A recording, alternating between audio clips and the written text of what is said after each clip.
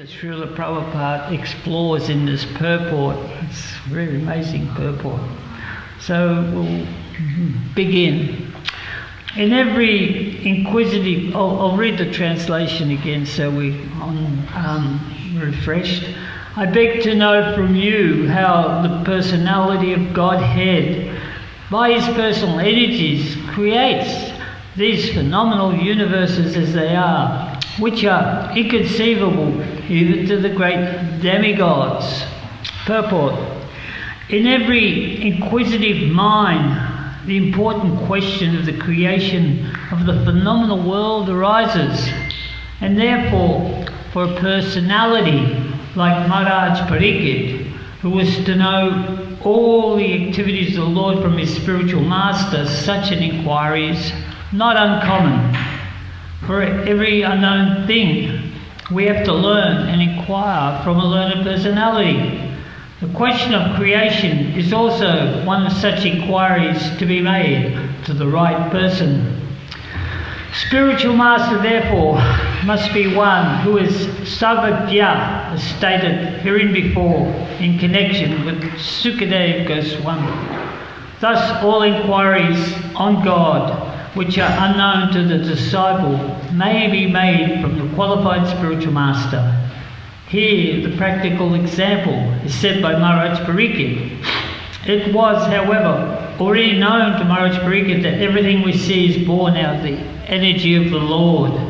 As we have all learned in the very beginning of Srimad Bhagavatam, Janma Riyasya Yata. So, Maharaj Parikshit wanted to know the process of creation. The origin of creation was known to him, otherwise he would not have inquired how the personality guided by his different energies created this phenomenal world.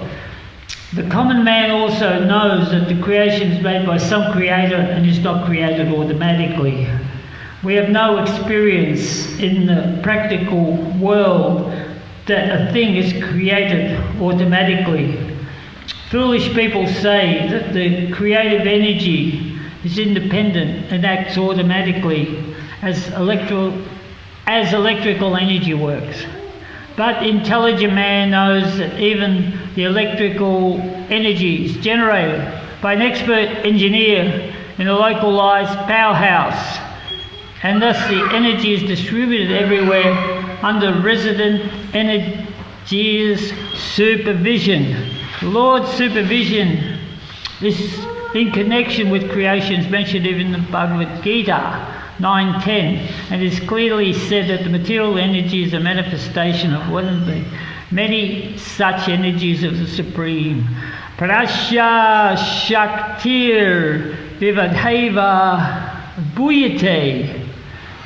The experienced boy may be struck with wonder by seeing the impersonal actions of electronics and many other wonderful things conducted by electrical energy. But an experienced man knows that behind the action is a living man who creates such energy.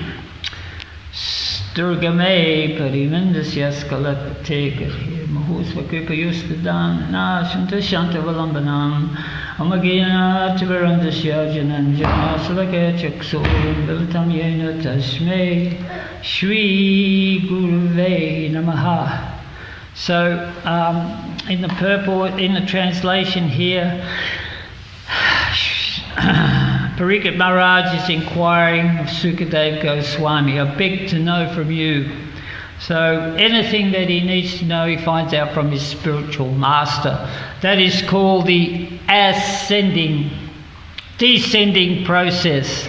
Knowledge that is descending down in disciplic succession, originating from Krishna. I was asked this question just earlier on this morning: where did the Bhagavad Gita come from and who spoke the Bhagavad Gita? So we understand in the 4th chapter of Bhagavad Gita that the science has always been there, but Krishna states that whenever that disciplic chain is broken, he comes to re-establish religious principles. So this is a descending process. Of course, the ascending process, we try to work it out for ourselves. So we can ask ourselves the question, who are we? What are we doing here? Have you ever asked yourself, sometimes you're in some situation and you go, what are we doing here? Like that. So we should ask that situation all the time. How do we get here? What are we doing here? Who am I? Am I this hand? Am I this arm? Am I this leg? Where are we all going? So some people put up their hand and say, yeah, I know the answer, we can work it out together. It's just simple maths that we just trace back our existence. We analyse our hand. Oh, it's made of atoms and molecules, and they all come together, and we'll come to the source of it. So that's called the ascending process. Very, very difficult process, because the more they try to work it out, the more complicated it becomes. Just like you have the great minds. There's a quote from Bill Gates, who's obviously one of the great pioneers of this cyber revolution that we're in right now. And most of us have either an Android or an iPhone in our pocket, which is just so amazing that it can tell us everything that we need to know about the immediate material world. And he said, all this amazing technology that I've put together doesn't even go one fraction of the complicated nature of the DNA atom within our body. And our body's made up of DNA atoms which combine, make RNA, and then they make molecules and corpuscles and bloods and vessels. How complicated is that? And then everything moves, so many moving parts. You can think of a robot, but it's actually, a robot will never be able to sort of twirl his fingers like that just in an instant on his own mind. So our mind is so amazing, this whole body is just so amazing. How can one actually conceive that, hey, we're going to get there, we work out how everything works? Similarly, what really amazes me, how science says we know where we all came from, that there was a Big Bang theory some time ago. Actually, the modern scientists can only trace back our history for a short number of years, like going back maybe, we go back a decade, yeah, we know what happened in a decade ago. Go back a century, there's some records, a century ago, what was going on, early 1900s. We go back a millennium. Well, it gets a bit sketchy there. There's not much record there. There's nothing written down, just a little bit of history. We'll go back 10,000 years. What happened 10,000 years? We think the pyramids might have been built 10,000 years ago. And go back further, and then there's this age and that age. And they start to speculate, well, in this age we didn't have human beings, we just had apes. But then in the next age, the apes develop into human beings, but it's all postulate. They're limited, right? So all they can know for sure is that there are 4 seasons in a year: April, spring, May, spring, summer, autumn and winter. They know that for sure. But different cycles of ages, they're not sure. How long we've been in Australia? 200 years. They don't know the cycles, weather cycles. There's a drought and there's a flood. They don't know human beings caused it, or it's just a part of a cyclical thing. They haven't been here long enough. So that's called ascending knowledge. We're trying to work it out. Give us time, we'll work it out, right? How long you want, if it really doesn't work out, we can go to another planet. And live. Well, good luck with that, because the speed of light, that travels at 186,000 miles a second. We all know that, don't we? And the nearest habitable planet, according to scientists, is 25,000 light years away. So it's beyond our scope. So we're stuck here. I'm sorry. It's really good to know for people that we're stuck here, because once again, people are thinking that, I don't really have to worry about this. I can just sort of be a part of everything, just, trash the place, inverted commas, right? I don't have to take the responsibility for it. I'm sorry you do. You've got to come back in your next life. and bear the consequence. That's how it is. So if people understood a little bit more about their situation, then they would act in a different manner. So there's the descending philosophy. So Krishna says that I spoke this Bhagavad Gita to Lord, was it Lord Brahma first, and then the sun god, and then Ikshvaku, and then Manu. So it goes back so many years, and there are so many cycles. We all know that we're in the cycle Kali Yuga, 5,000 years. Before that there was Dwapara Yuga, which was like 864,000 years, and Treta Yuga.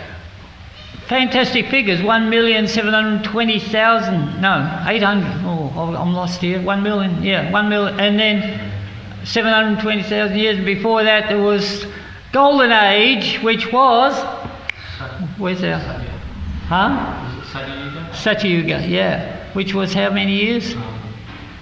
3 million, 4, anyway, I've lost the plot, 430, 860, oh, I know where I went wrong. In Dwapara Yuga was 1,320,000 years, and Satyuga is 1,720,000 years, something like that. You put together, you get 4,320,000 years for the whole cycle. 4 million, right? That's one cycle, right? 71 of these cycles, you get the age of Lord Manu, 14 Manus, 12 hours of Lord Brahma. So, I mean, this is going on, and the Bhagavatam talks about all the histories that are here throughout all these different cycles. So this is called descending knowledge. So we have to yield. It's easy to understand that there is a higher intelligence. We just have to, Prabhupada is making the point here that whatever is constructed has got an engineer. It's been engineered. Prabhupada says this twice. He says that energy is generated by an expert engineer in the localized powerhouse. That's for electricity. And anything else, any other wonderful creation that's been put forward to us for our enjoyment by material nature has got a creator behind it. Usually he's making lots of money. So the energy is distributed under resident engineer supervision. So the Lord's supervision is connected with the creation. So there is this magnificent creation here where there are 33 million demigods administering to this creation. So that makes us feel really small, that the demigods are in charge of everything here that is going on. And we're looking up in the sky thinking that we are, the sort of supreme creators of all of our situation which we're in. It's a very narrow aspect, which is overcome by the fact that people don't accept that God exists. So we'll continue on. An inexperienced boy may be struck with wonder by seeing the impersonal actions of electronics or many other wonderful things conducted by electrical energy, but an experienced man knows that behind the action is a living man who creates such energy. Similarly, the so-called scholars and philosophers of the world may, by mental speculation, present so many utopian theories about the impersonal creation of the universe. But an intelligent devotee of the Lord, by studying the Bhagavad Gita, can know that behind the creation is the hand of the Supreme Lord. Just in the generating electrical powerhouse, there is a resident engineer.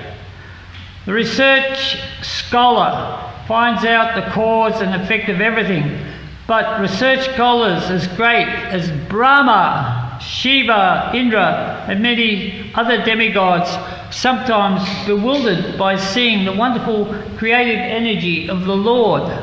So what to speak of the tiny mundane scholars dealing in petty things, as there are differences in the living conditions of different planets of the universe, and as one planet is superior to the others, The brains of the living entities in those respective planets are also of different categorical values.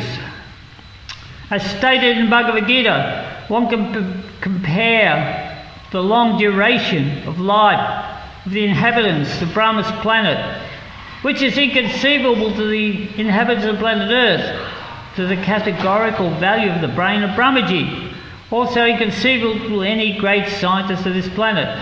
And with such high brain power, even Brahmaji, as described in his great Samhita, Brahma Samhita, as follows: Ishvara Paramakrishna Sachidananda Vigraha Nadiradi Govinda Sarva Karana Karanam. There are many personalities possessing the qualities of Bhagavan, but Krishna is the supreme because none can excel him. He is a supreme person, and his body is eternal, full of knowledge and bliss. He is the primary Lord, governing the cause of all causes. So we're halfway through the purport now. Ishvara Paramakrishna. Krishna is the Ishvara, is the supreme controller. Parama Krishna is paramount, no one superior to him. Sachidananda Vigraha. Such means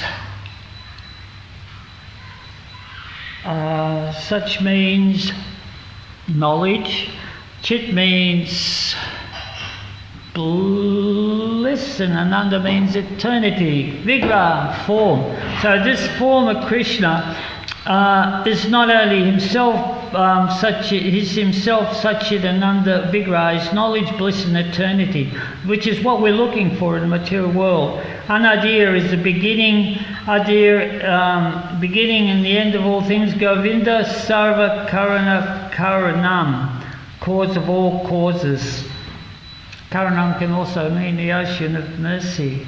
So Krishna's potency. So Lord Brahma is amazed by Krishna's potency. We have to understand with Lord Brahma that is like the Maha social engineer, that he engineers everything, but when he comes here, the elements are already there for him. How many elements are there in the material world? 26. Yeah, so these elements are already there, and they're fascinating elements because the scientists will tell you, oh, we have a periodic table, we have so many elements in this periodic table. I don't know how many there are now, it doesn't really matter, 140, 150, whatever, but they're all to do with the earthly elements.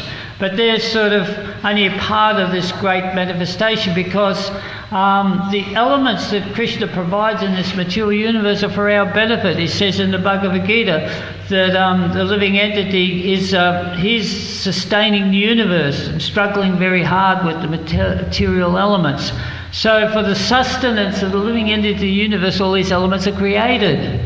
26 elements, they're already here. We have earth, air, fire, water, ether. That's our material body. We have the mind, the ego, intelligence. How many is that? 8. What comes after that? 9. The 15 working senses. There's 15 senses. These are brilliant. These are elements. And it's just like you have sound, taste, touch,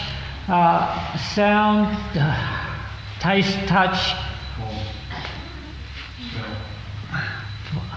Yeah, okay.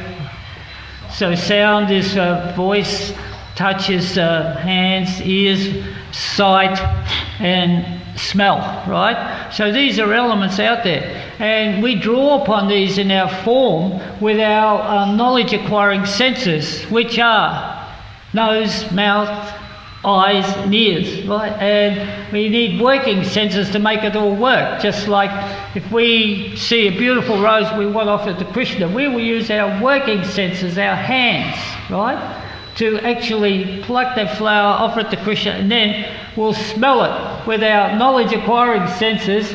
And what will we get? We get the smell, which is the actual sense in itself, right? 15 working senses. So this material creation has got these 15 elements like all the senses, and they're working under the jurisdiction of pradana, the 3 modes of material nature, which is another element. So how many are we up to now?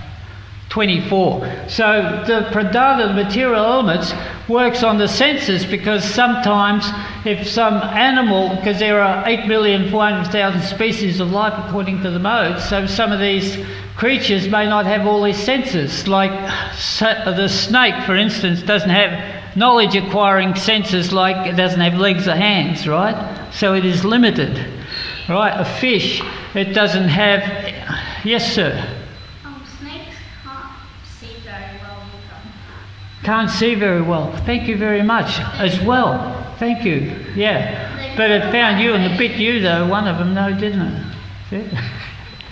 So thank you very much for that. So, and then we have like fish, you know, some they can't see. So we're all limited with our different senses, but of all creatures, the human beings are the best because they've got the senses grouped around here. We have hands. In Bhagavatam it says that those people, those creatures with many legs are inferior to creatures with less legs, like 4 legs. So we have something like a cow or a wolf or a dog who've got hooves, but 4 legs aren't as good as 2 legs and 2 hands. So therefore we pluck all these, we have acquired all these senses. Sometimes a dog, like an animal like a dog, will have sharp hearing. They can hear hundreds of times more than human beings. Or some creature might have far-sightedness, like a deer. Or the deer,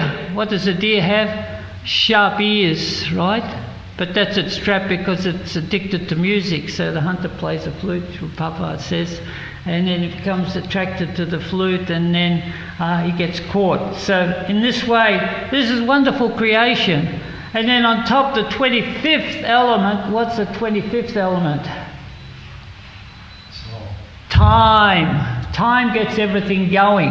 Without time, you can't do anything. You've got this pradhan, you've got this all this energy moving, and Lord Brahma's talking about putting it all together, and he's thinking and he's thinking, and he's sort of got it all thought out, but he can't move, he can't do anything until the Lord enters as the super soul, which is the 26th element, the super soul, and he clicks his fingers and time begins, and everything starts to generate. Tick-tock, tick-tock. Like that. So there's your 26 elements. So this is all the Lord's creation here. So we're living entities here. We're a part of this Lord's creation. We're here. We're the reason for it. He created the material world because we turned his back on him. We're inferior. We're only a quarter of his energy here in all these material universes. This is where the translation is saying, I beg to know about the Supreme Person. Look at these personal energies, creates these phenomenal universes. And we're only in a small universe. Our Lord Brahma's only got 4 heads.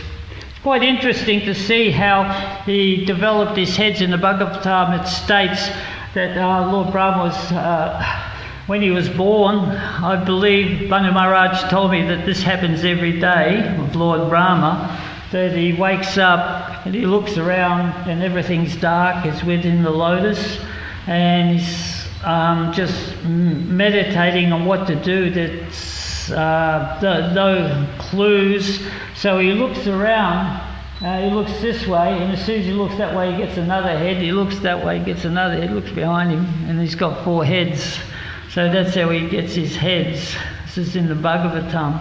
And then, of course, he hears the word tapas, so he meditates on the Lord, and then the Lord reveals everything to him, what he needs to be the engineer and create, to shape all these wonderful, shape this wonderful pradhana according to the elements. So, Brahmaji admits Lord Krishna to be the supreme cause of all causes, but persons with tiny brains within this petty planet, Earth, think the Lord is one of them. Thus, when the Lord says in Bhagavad Gita that he, Lord Krishna, is all in all, the speculative philosophers and the mundane wranglers deride him, and the Lord regretfully says, Avajananti mam mudha manasim tanamashritam baram bhavam ajananto mama buddha maheshwaram. Fools deride me when I descend in the human form. They do not know my transcendental nature and my supreme dominion over all that be. Bhagavatam, Srimad Bhagavad Gita 9:11. Brahma and Shiva, and what to speak of the other demigods, are Bhutas, or powerful created demigods who manage universal affairs, much like ministers appointed by a king. The ministers may be Ishvaras or controllers, but Supreme Lord is Maheshvara, or the creator of the controllers.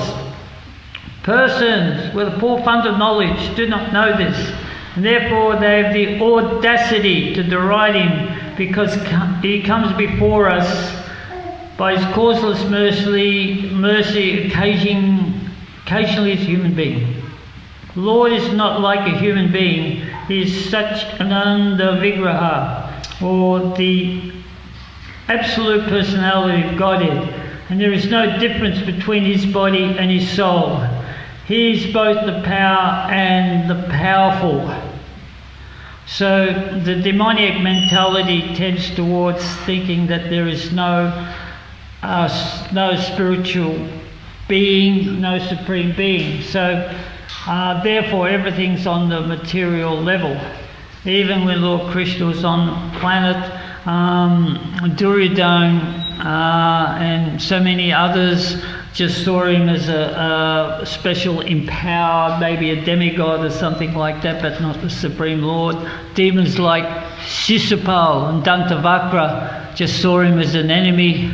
Jarasandha, this Krishna, he is nothing. I will vanquish him.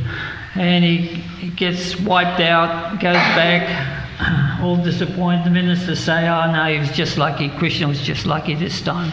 Get another army, you can do it, you're stronger, you're much stronger than him. Go back again, vanquish, same thing again, 17 times. That's the definition of a Muddha, isn't it? So this is the demons, they can't see Krishna for what he is. It's just you need actually eyes to see Krishna. You need the bhakti with which to see Krishna. And the bhakti comes from the spiritual master. Maharaj Parikshit did not ask his spiritual master Sukadeva Goswami to narrate Lord Krishna's pastimes in Vrindavan. He wanted to hear first about the creation of the Lord. Sukadeva Goswami did not say that the king should hear about direct transcendental pastimes of the Lord. Time was very short, and naturally Sukadeva Goswami could have gone directly to the 10th canto to make a short cut of the whole thing, as generally done by professional reciters.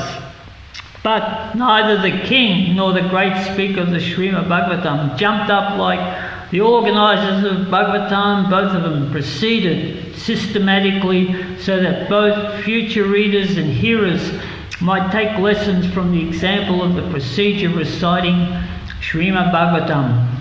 Those who are in control of the external energy of the Lord, or in other words, those who are in material world, must first of all know how the external energy of the Lord is working under the direction of the Supreme Personality, and afterwards one may try to enter into the activities of his internal energy. So that is very, very poignant point. That's why we study the Srimad Bhagavatam from the very first canto, and we're in the second canto. We're learning about the process of creation, and the more we come to understanding the vastness and the brilliance of the Lord's potencies, then when we come closer to understanding the personality, have a little bit of a glimpse of understanding the Supreme Personality of Godhead and his love for his devotees, the spirit souls, and his reciprocation, then we can get the nectar of Lord's internal energy, spiritual potency. Why? Because we're marginal, right? There's the material energy, and then there's the spiritual energy, and we're the marginal potency, because actually we're spirit souls covered by the material energy. So therefore, This is the process by which we can shape that material energy and become spiritualized. So the mundaners are mostly worshippers of Durga Devi, external energy of the Krishna, but they do not know that Durga Devi is but a shadow energy of the Lord. Behind her astonishing display of material workings is the direction of the Lord, as is confirmed in Bhagavad Gita 9:10. The Brahma Samhita affirms that Durga Shakti is working by the direction of Govinda, and without his sanction the powerful Durga Shakti cannot even move a blade of grass. And it's a beautiful aphorism in the Brahma Samhita. You know what Nishringa Kavacha Prabhu? Shristi Stitmi Pralina Shadna Shakti Eka Chaiva Yasya Vibharti Durga Janu Rupamatpi Yasya Chachista Teso Govindamari Purusham Tamaham Bhajami. And it's I just got a translation here which is really nice. External potency Maya, who is of the nature of the shadow of the chit potency. So what is the chit potency? Sat chit, that's the pleasure potency, is worshipped by all people as Durga. So this external potency Maya is worshipped as Durga, the creating, preserving and destroying agency of this mundane world. I adore the primary Lord Govinda, in accordance with whose will Durga conducts herself. And here it's, in the purple it's got a description of Durga, just very quickly, it's very interesting. Devi Dham consisting of the 14 worlds, and Durga is its presiding deity. She is 10-armed, representing the tenfold fruitive activities. She rides on a, what's she ride on? Tiger, yeah, well, it says lion here, lion or a tiger, representing a heroic process. She tramples down Mahishasura, representing the subduer of vices. She is the mother of 2 sons, Kartikeya and Ganesh, representing beauty and success. She is placed between Lakshmi and Saraswati, representing mundane opulence and mundane knowledge. She is armed with 20 weapons, representing various pious activities enjoined by the Vedas for suppression of vices. She holds the snake, representing the beauty of destructive time. Such is Durga, possessing all these manifold forms. Durga Maya. In Chaitanya Charitamrita, so the Brahma Samhita affirms that Durga Shakti is working by the direction of Govinda, and without his sanction the powerful Durga Shakti cannot move even a blade of grass. Therefore, the neophyte devotee, instead of jumping at once to the platform of transcendental pastimes presented by the internal energy of the Lord, may know how great the Supreme Lord is by inquiring about the process of his creative energy. In Chaitanya Charitamrita also descriptions of the creative energy and the Lord's hand in it are explained.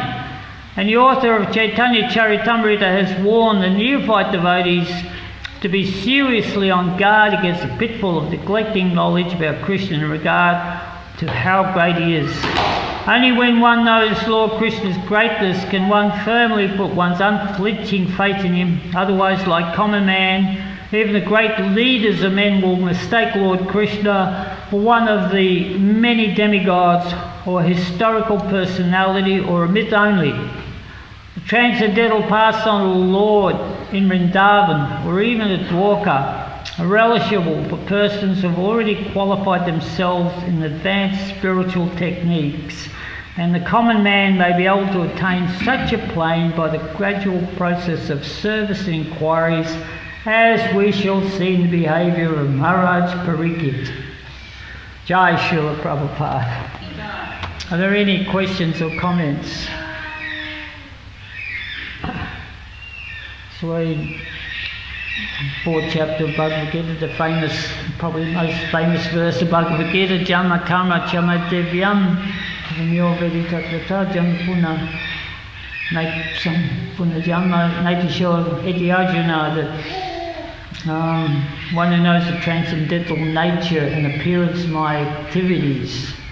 So there's the twofold activities, the nature of his activities, the spiritual nature and the material nature of his activities, does not have to take birth again in this material world, but attains the transcendental abode of Vrindavan. Anybody? Question? Yes, Rupa. We hear that you can't have the spiritual world unless you're fully Krishna conscious. How is it that the pastimes of Maharaja Ambarish, that the Vasa Muni, when he was being chased by the Sudarshan Chakra, was able to enter the spiritual world to see Lord Vishnu, and he wasn't a devotee of Krishna? Well, there's a couple of things that come to mind. First of all, that Devasa Muni was an incarnation of Lord Shiva, so he's totally an extraordinary being. So somehow or other he got there. Sometimes people, when they're afraid, they perform incredible things. Maybe that was it also, because just you heard of mothers lifting cars just to save their baby son or something. So he was in a complete state of bewilderment, and he was very, very potent,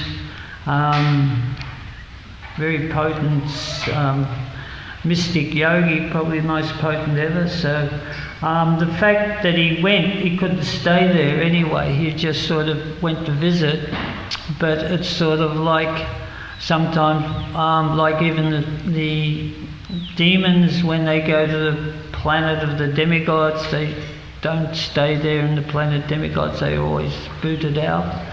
So the fact that the devotee only, what was the question? That can't enter the spiritual world unless you're fully... Can't enter, well, that's it, you can't, you may be able to come to the edge of the spiritual world or whatever, and Lord Vishnu, out of his mercy, can see him. It's also depending along Lord Vishnu's mercy, but you notice that Lord Vishnu didn't offer him a place in Vaikuntha to take shelter from the Sudarshan Chakra. He said you have to go back, so he was refused actually.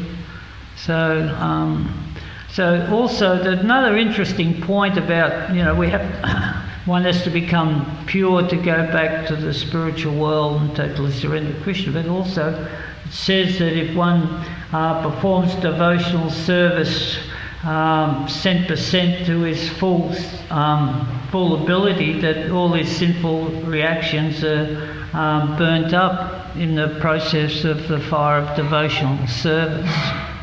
So we just apply ourselves and depend upon Krishna, and then once again,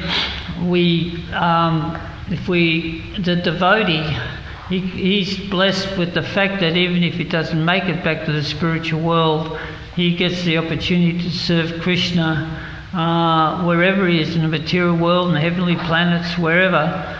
Just that he's got the opportunity to serve, so he's in the transcendental bliss. Service is transcendental. So the more we come to understand that devotional service is blissful by nature, then we don't have to worry about it. Although we don't want to take birth in the material world, definitely. A lot of us have learnt our lesson. We just love to go back to Krishna consciousness. It's a question of applying ourselves in the process, ninefold process of devotional service. Yeah? All glories to Srila Prabhupada. Sri Bhagavatam.